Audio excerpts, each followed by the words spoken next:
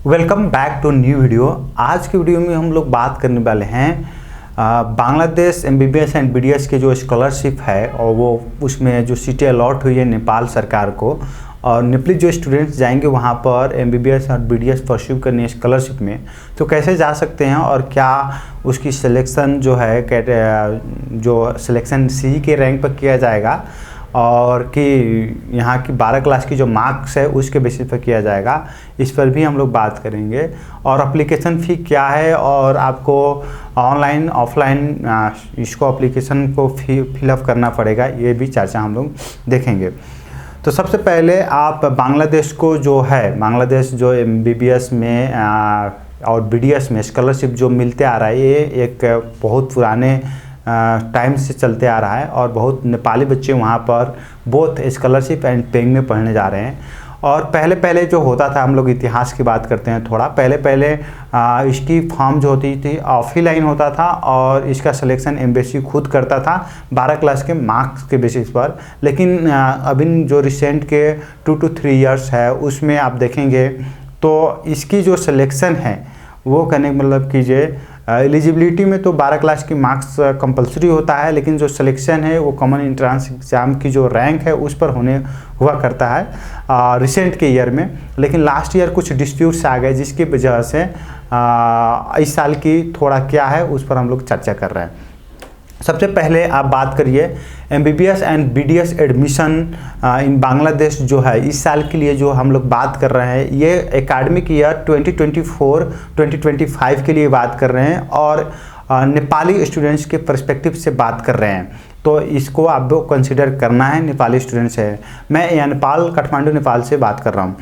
तो देखिए जो टोटल सीट्स जो बांग्लादेश सरकार की तरफ से प्रोवाइड किया जाता है स्कॉलरशिप में, वो कहने मतलब कीजिए टोटल 221 सीट्स है, जिसमें पूरे दुनिया के लिए, वर्ल्ड के लिए, डिफरेंट कंट्रीज जो है वर्ल्ड में वो सारे कंट्रीज के लिए दिया गया है। जिसमें से आप इसमें देखेंगे कि 117 सीट्स जो है सिर्फ सार्क कंट्री के लिए दिया गया है और सार्क में सिर्फ 7 कंट्री है, जिसमें इंडिया को आप देखेंगे कि सबसे मैक्सिमम सीट दिया गया है 22 एमबीबीएस में और बीडीएस में 2 सीट दिया गया है। उसी तरह से पाकिस्तान को आप देखेंगे तो 21 सीट्स एमबीबीएस में प्रोवाइड किया गया है और बीडीएस में 2 सीट प्रोवाइड किया गया है। उसके बाद आप नेपाल को देखते हैं तो 19 सीटें जो स्कॉलरशिप में एमबीबीएस में प्रोवाइड किया गया है और बीडीएस में 3 सीट प्रोवाइड किया गया है। श्रीलंका को अगर आप देखते हैं तो 13 सीट्स एमबीबीएस में प्रोवाइड किया गया है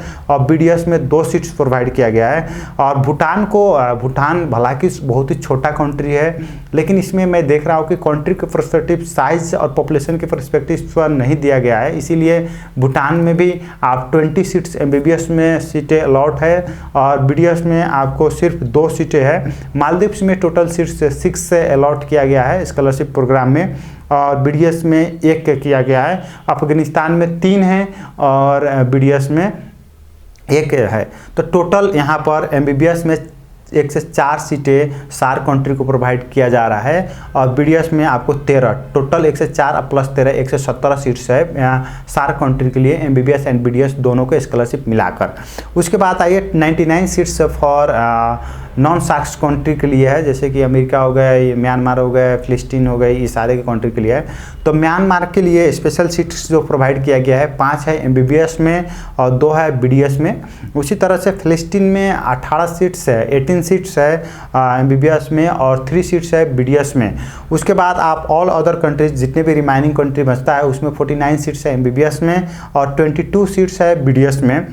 तो और 5 जो सीट्स है जो रिवर्स गवर्नमेंट अपने बांग्लादेश के गवर्नमेंट अपने लिए रिजर्व करके रखा है। तो टोटल आप 117 प्लस 99 प्लस 5 जोड़ते हैं तो टोटल आपकी 221 सीट्स होता है।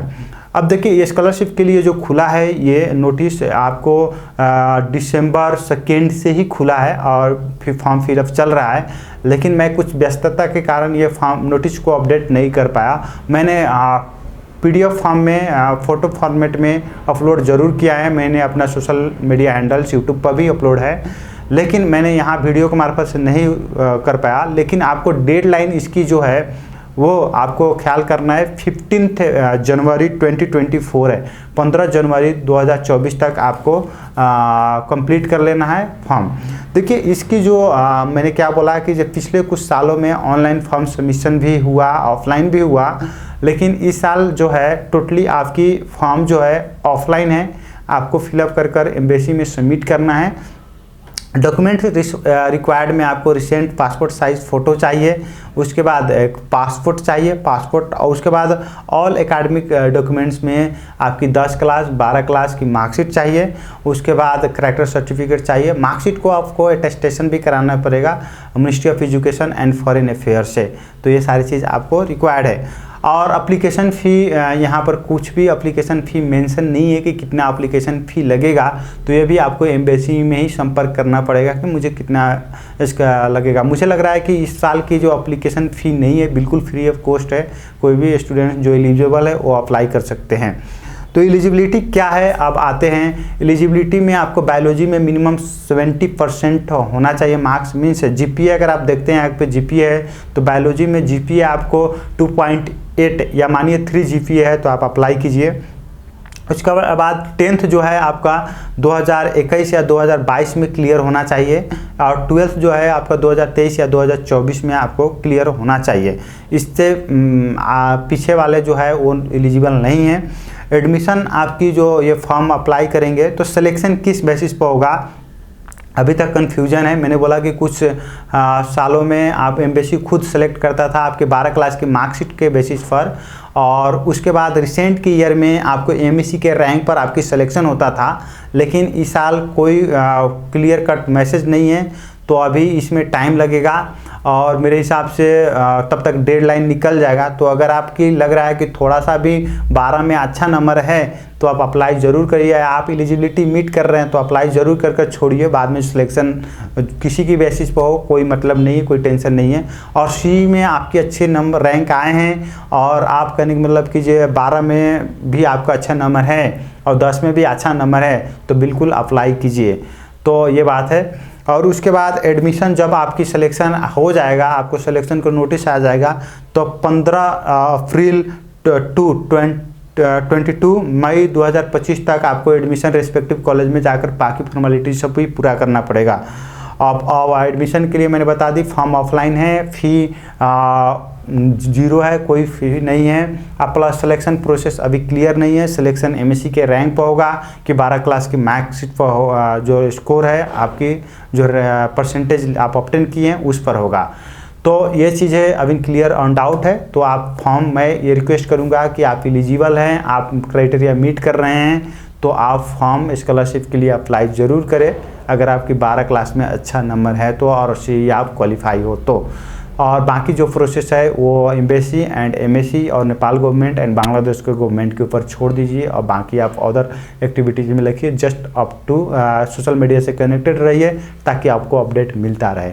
सो next video, take care, have a good day. और आपको स्कॉलरशिप के रिलेटेड भी अगर आपको फॉर्म फिलअप करना है और कुछ दिकदारियाँ हो रहा है तो बिल्कुल मुझे व्हाट्सअप कीजिए, मैं ज़रूर हेल्प करूँगा। और रादर देन बांग्लादेश, अगर आपको स्कॉलरशिप में नहीं जाना है, पेइंग में जाना है बांग्लादेश में ही, आप फिलीपींस या दूसरे कंट्री में भी, तो मुझे बिल्कुल कांटेक्ट कर सकते हैं। मेरा व्हाट्सअप नंबर ये रहा, या डायरेक्ट कॉल भी कर सकते हैं। So next video, take care, have a good day.